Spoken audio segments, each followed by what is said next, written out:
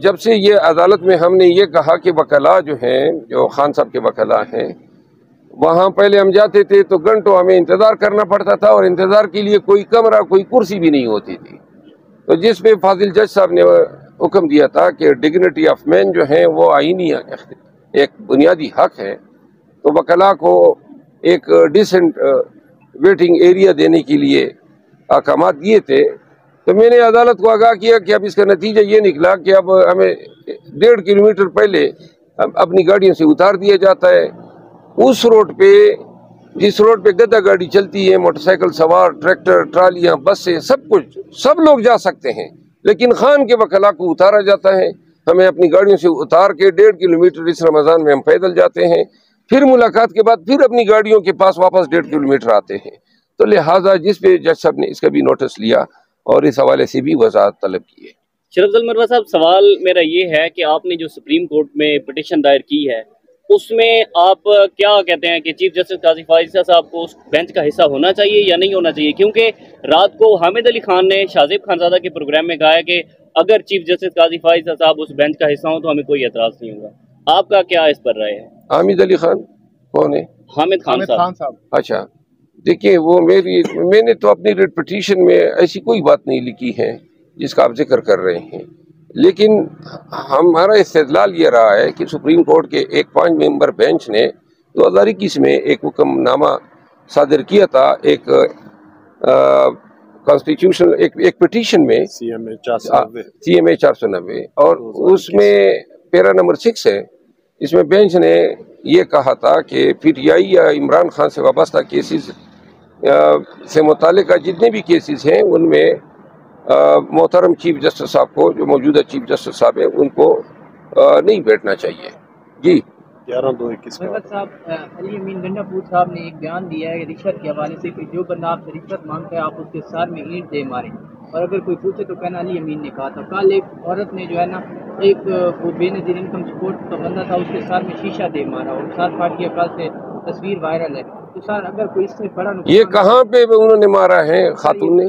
یہ کیپی میں social media پہ ایک تصویر وائرل ہوئی ہے، سر اس کے بعد اس کے اوپر یہ پروپیگنڈا ہے. مروہ صاحب ایڈ کر لیجئے گا، فیصل کریم کنڈی گزشتہ دنوں کہہ رہے تھے اگر علی امین گنڈا پور نے یہ بیان دیا ہے، جب علی امین گنڈا پور رشوت لے گا تو اس کے سر میں اینٹ کون مارے گا؟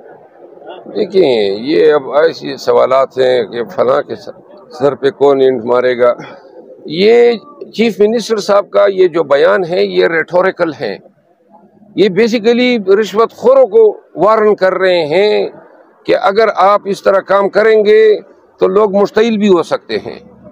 اس بیان کا مقصد یہی ہے. یہ تو پریکٹیکلی وہ تو نہیں ہے کہہ رہے ہیں کہ جی کوئی آیا تو آپ اینٹ اٹھائیں اور سر پہ مارنا شروع کر دیں. بیسیکلی وہ سرکاری ملازمین کو، رشوت مانگنے والے کو تنبیہ دے رہے ہیں کہ لوگوں کو اس پہ مجبور نہ کریں کہ آپ رشوت لینے کے چکر میں لوگوں سے مار کھانا شروع کر دیں.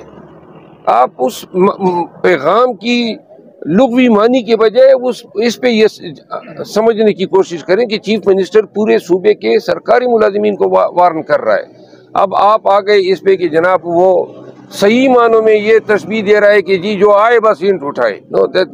چیف منسٹر صاحب کا یہ مطلب نہیں تھا.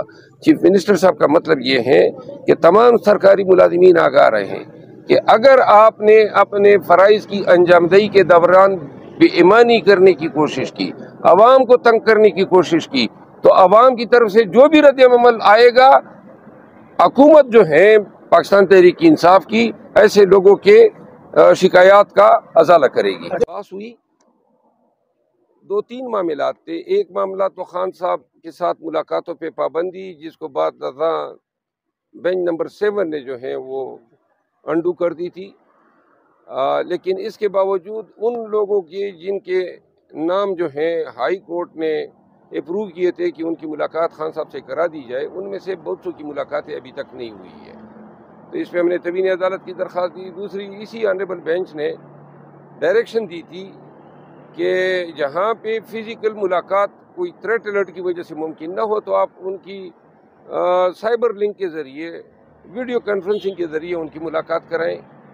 اور وہ بھی انہوں نے تعمیل نہیں کی، بلکہ آج تحریری طور پہ جیل سپرڈنٹ کی طرف سے جو جواب جمع کیا گیا اس میں یہ بتایا گیا کہ जेल मैनुअल में ऐसा कोई कानून ही नहीं है, कोई रूल ही नहीं है जो वीडियो कॉन्फ्रेंसिंग की इजाज़त दें, जिस पे फाजिल जज साहब ने हैरत का इजहार किया जब उनके नोटिस में हम ये ले आए कि उस दिन तो मरियम नवाज साहिबा जो हैं कोट लखपत जेल में बड़े फ़ख्र से कह रही थी कि मैंने वीडियो कॉन्फ्रेंसिंग के ज़रिए मुलाकातों की इजाज़त दे दी है, और वहाँ पे बाकायदा वीडियो स्क्रीन भी दिखाई गई।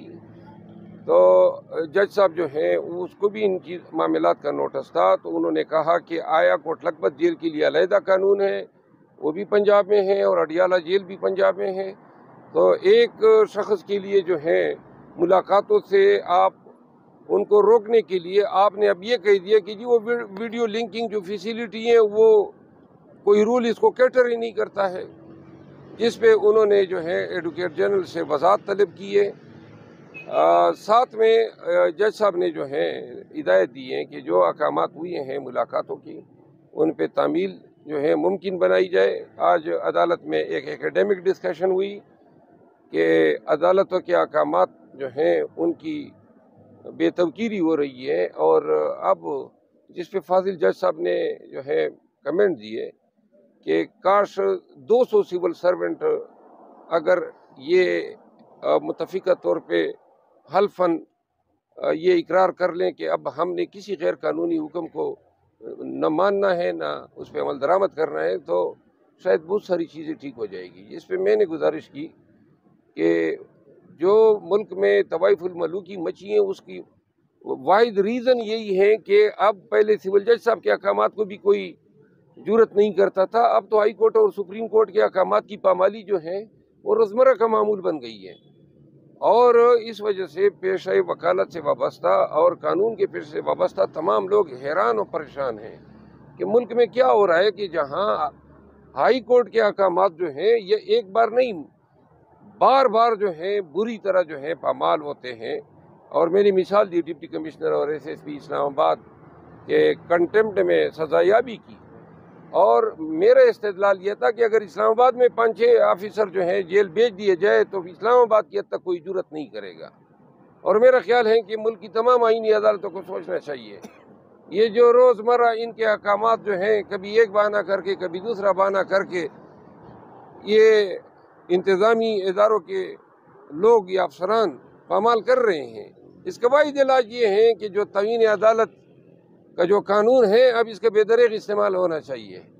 जो भी तवीन अदालत करें इन हालात में बहुत ज़रूरी है, अशद ज़रूरत है। अगर अदालतों ने अपनी इज़्ज़त और अपनी वक़ार, अपनी मेजेस्टी ऑफ जस्टिस को बरकरार रखना है और एजर्ट करना है, तो फिर मामूली से मामूली हुक्मदूली को भी अब नज़रअंदाज नहीं करना चाहिए, क्योंकि हुक्मदूलियाँ इतनी हो गई हैं कि इन हुक्मदूलियों के बोझ तले अदालतों का बकार ही ख़त्म हो गया है। तो आज कार्रवाई जो है इसमें मैंने ये भी चैलेंज किया है, एक अलहदा रिट पिटीशन जो मैंने अपने नाम से दायर की है, जो 265 रूल है पाकिस्तान प्रिजन रूल 1978 का, जिसके ज़रिए सियासी डिस्कशन पे जेल में कतगन है। ये 1818 में एक कानून बना था अंग्रेज़ के दौर में, उससे ये मुस्तार लिया गया है। तो इस पे हानेबल जज साहब ने माइकल्स की वरी मुकर्रर की है, और वो भी अदालत की मुआवनत करेगी अगली तारीख़ पेशी पे। तो ये आज के हालात थे जो मैंने आपको गोश्त गुजार किया।